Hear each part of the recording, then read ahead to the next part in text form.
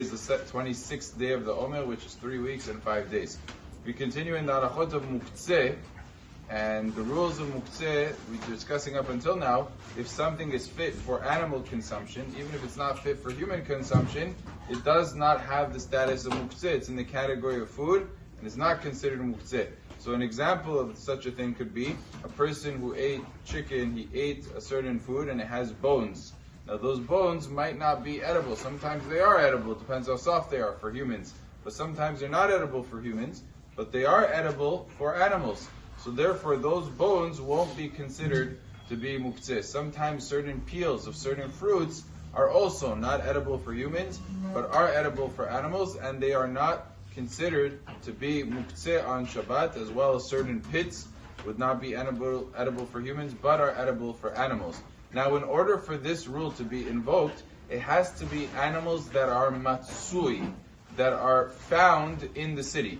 If you have certain types of foods that are not considered edible for people or for animals, but there is a certain animal that this is edible for, and that animal is not found within the confines of the city, so then that's not something that's going to exempt you from the prohibition of muktze.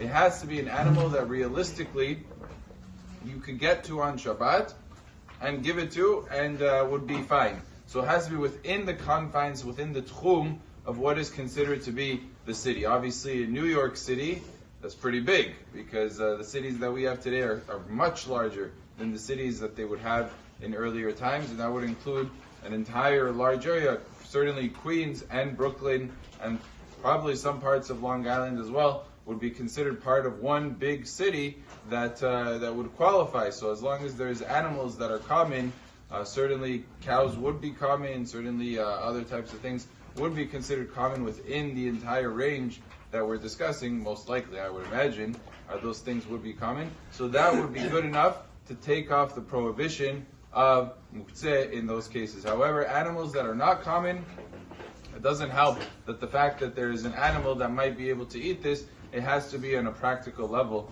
that it could be eaten, and those are types of cases that are considered to be on a practical level. Baruch Adonai le'olam. Amen.